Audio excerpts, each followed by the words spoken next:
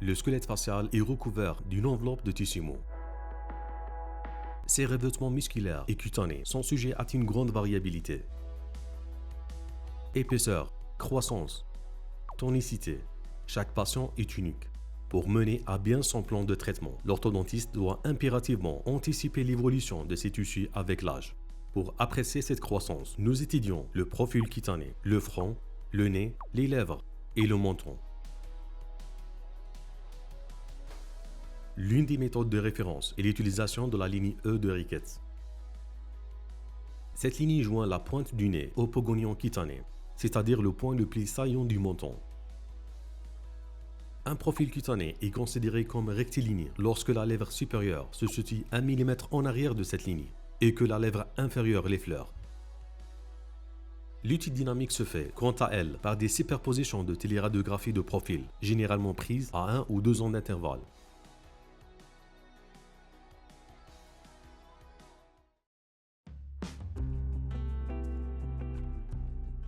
Dès l'âge de 3 ans, le revêtement cutané présente une épaisseur relativement uniforme. Cependant, d'importants changements vont survenir, particulièrement au niveau du nez. Analysons d'abord le front. Sa croissance cutanée est faible. Néanmoins, son orientation initiale va déterminer l'allure générale du profil. Il peut être plat, bombé ou fuyant. En fonction de son bombement, le profil nasal sera perçu différemment sur le plan esthétique. C'est un élément important à noter, car le front est un paramètre que l'on ne peut pas modifier par un traitement d'ODF. Le nez, en revanche, subit la croissance la plus importante de toute la face. Il se développe vers le bas et vers l'avant jusqu'à l'âge de 18 ans, sa hauteur augmentant davantage que sa profondeur. Cette croissance présente la particularité d'être tardif. Chez le garçon, elle s'accélère particulièrement en période prépubertaire et post-pubertaire, et ce jusqu'à l'âge de 18 ans. Notez que l'épaisseur au niveau du nasion cutané, c'est-à-dire le point de rencontre du front et du nez, ne varie pas sensiblement. En moyenne, le nez croît de 1 mm par an, avec des pics pouvant atteindre 1,5 mm au moment de la puberté, et même 2 mm chez les types méditerranéens. Quant à la largeur nasale, elle augmente en moyenne de 26,1 mm chez les filles et de 27 mm chez les garçons entre la naissance et l'âge adulte. Sur le plan thérapeutique, l'orthodontie n'a aucune influence sur la croissance nasale. Le praticien devra néanmoins tenir compte de son volume et de sa croissance tardive dans son plan de traitement.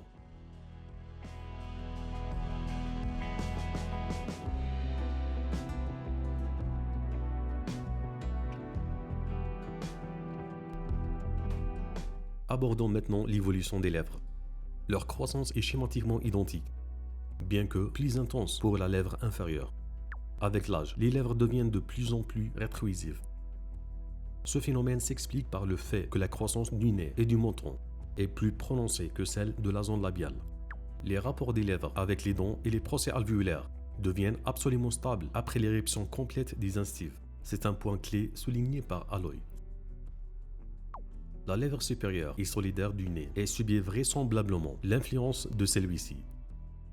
Sa hauteur augmente de 6,5 mm entre l'âge de 1 an et 18 ans, aussi bien chez les filles que chez les garçons, selon les travaux de Saptolini. Son vermillon s'épaissit d'une quantité identique à l'augmentation verticale. Chez l'adulte, la lèvre s'aplatit dans le sens sagittal, mais l'ourlet vermillon ne change pas d'épaisseur. Normalement, elle recouvre environ 70% de la surface vestibulaire de l'incisive supérieure. La lèvre inférieure grandit de 4 mm jusqu'à 6 ans, puis se stabilise à 15 ans avec un accroissement total de 8 mm. L'épaississement de son vermillon est de 6 à 7 mm. Elle vient recouvrir les 30% restants de la surface de l'incisive supérieure. Quant à la forme de sa partie vermillon, elle dépend surtout de l'incisive supérieure. Pour l'orthodontiste, la position des lèvres revêt une importance capitale. Non seulement elle joue un rôle dans l'esthétique du profil, mais le praticien est directement responsable de leur positionnement final. La position des lèvres dépend pour une grande part de celle des dents. Elle est fortement influencée par le déplacement des incisives.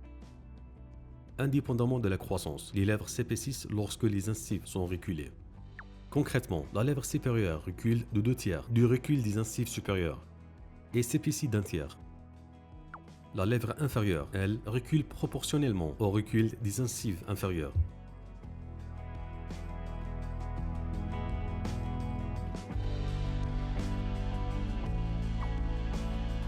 Descendons vers l'étage inférieur, le menton. L'épaisseur des tissus mous au niveau du hypogonium présente de très faibles variations au cours de la vie. Elle reste étroitement liée à la position du hypogonium osseux. La position verticale du menton dépend de la croissance faciale générale. Par exemple, une augmentation de la hauteur de l'étage inférieur tendra les tissus cutanés, ce qui atténuera le sillon labio-mentonnier. De profil, son positionnement est directement dicté par la croissance de la mandibule. Chez la fille, 75% de cette croissance est déjà réalisée à l'âge de 7 ans. Chez le garçon, dont la croissance est plus tardive, seulement la moitié est accomplie à cet âge. Contrairement au nez, les traitements orthodontiques peuvent modifier l'aspect des tissus mous mentonniers. Par exemple, en corrigeant une crispation de la houppe mentonnière.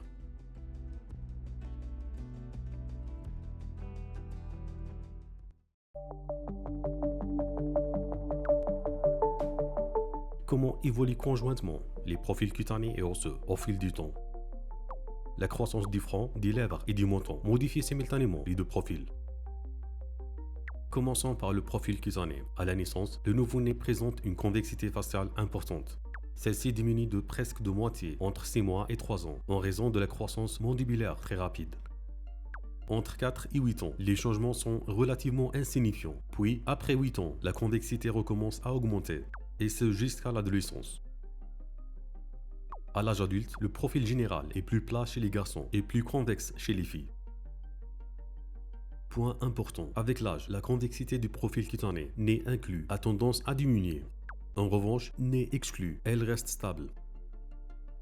Cette évolution peut transformer un profil très convexe chez un jeune enfant avec des lèvres proéminentes et un nez court en un profil plutôt concave après la puberté, avec un nez de longueur importante et une symphyse plus épaisse. Il faut rappeler que la majorité des patients recevant un traitement d'ODF sont encore en période de croissance. Une estimation esthétique pendant cette période doit donc être révisée avec prudence.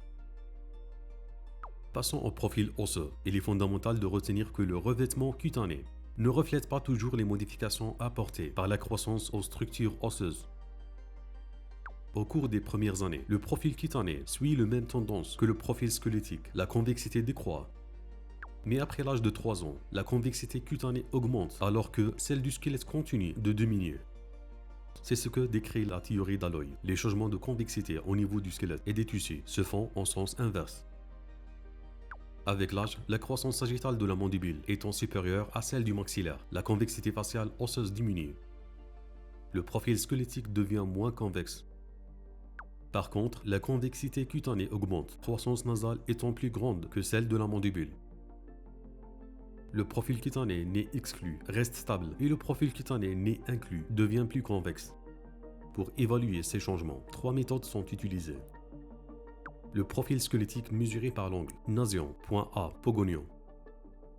Le profil cutané nez exclu, mesuré par l'angle, nasion cutané, le point sous-nasal et pogonion cutané.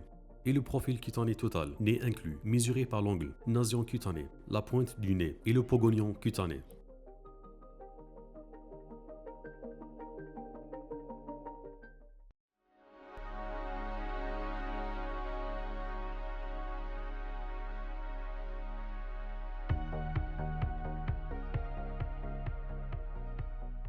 Pour conclure, l'étude du tissu mou est un pilier de l'orthopédie dento-faciale.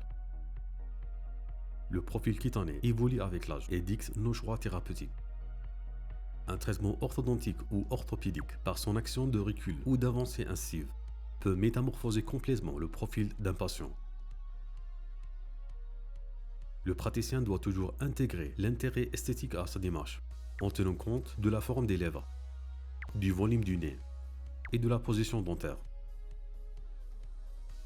Ce modèle touche à sa fin. Si ces notions d'anatomie clinique vous ont été utiles, pensez à laisser un pouce bleu et à vous abonner. Pour vérifier vos acquis et vous préparer aux examens, retrouvez nos séries de QCM détaillées et classées par cours sur notre plateforme DontaQuiz.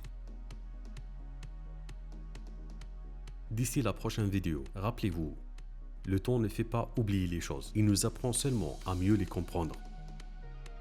Prenez le temps de maîtriser chaque concept, la perfection suivra. À très bientôt.